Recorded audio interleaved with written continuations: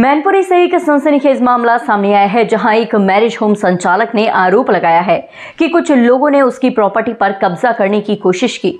पूरी घटना सीसीटीवी कैमरे में कैद हो गई है। संचालक ने पुलिस से सुरक्षा की गुहार लगाई है।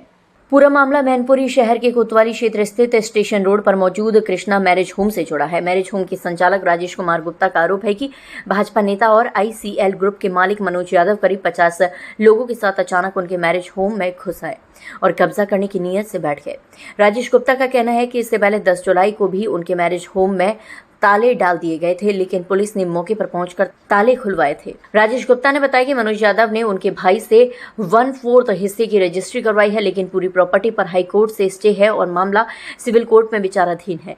उन्होंने आरोप लगाया कि विपक्षी पक्ष ने पहले विवादित जमीन पर मिट्टी डलवानी शुरू की, जिससे उन्होंने सीओ सिटी को सूचना देकर रुकवाया, लेकिन कुछ देर बाद 40 से 50 लोग हथियारों के साथ अंदर आ गए और धमकी देने लगे। एक्चुअल में मनोज यादव आरसीएल वाले बीजेपी के नेता, उन्होंने यहाँ पे 50 लोग लाके हमारे यहाँ पर बैठे और 10 तारीख को इन्होंने हमारे यहाँ मैरिज हॉल पे ताले डाले थे। ताले डालने के बाद फिर फोर्स वगैरह आया, वो ताले खुल गए उस टाइम। उसके बाद फिर आज फिर वो यहाँ मट्टी डाल रहे थे, तो मैंने कंप्लेंट की सीओ साहब को कि ये मट्टी डाल रहे, तो सीओ साहब ने उसे बंद कराया। फिर ये 50 लोग यहाँ पर आ गए, कुर्सी अपनी अपनी लेके आ गए और यहाँ पर हमारे चूँकि एक भाई ने रजिस्ट्री की है ना 1/4 हिस्से की, वो माननीय सिविल कोर्ट में उसका अभी मतलब ये केस चल रहा है, अभी डिसाइड हुआ नहीं है और हाई कोर्ट का भी स्टे है इस ऑल प्रॉपर्टी पे। आपका हिस्सा बंटवारा हो चुका है कि नहीं? अभी नहीं हुआ है, इसका कोई बंटवारा नहीं हुआ है और इन्हें विवादित जगह पहले से ही डिस्प्यूट, हमारा मनोज यादव बीजेपी के जो नेता हैं उनसे हमारा डिस्प्यूट पहले ही चल रहा था आरसीएल वालों से, लेकिन उसके बावजूद इन्होंने जानबूझ के ये जगह बगैर बंटवारा के दोबारा परचेज की। उन्हें जबकि मालूम था कि हमारा भी मनोज यादव का और राजेश गुप्ता का कोर्ट में केस चल रहा है, उसके ही ब्याह पे हम हाई कोर्ट से स्टे लाए थे।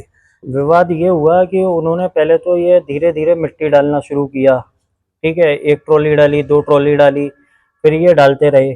फिर इस बारे में हमने जैसे ही सूचित किया पुलिस को, तो उन्होंने ये काम के लिए उनसे कहा कि जो आपका आदेश, जो हमारा हाई कोर्ट का आदेश था, उसके हिसाब से उन्होंने वो फैसला दिया।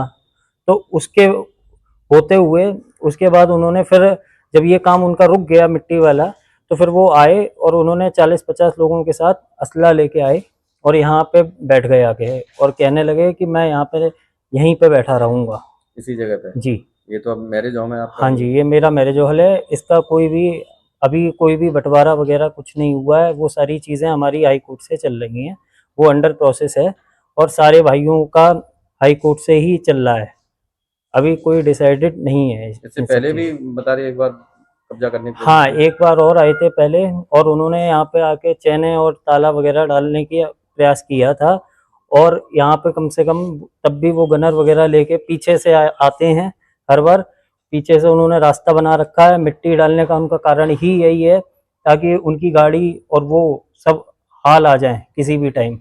देखिए, कृष्णा मैरिज होम के मालिक राजेश कुमार और उनके भाई और आरसीएल के जो मालिक हैं मनोज कुमार, इनके साथ जो है आपस में जो ज़मीन है, बीच में जो ज़मीन पड़ती है घरों के बीच में, उनका कहना है कुछ भाइयों ने उनको बेनामा कर दिया है, कुछ भाइयों ने नहीं किया है। तो वो डिस्प्यूट मामला है, कौन सा उनकी प्रॉपर्टी उनकी है, कौन सी उनकी नहीं है, इसी विवाद चल रहा है। अभी लगभग 1 साल हो गया।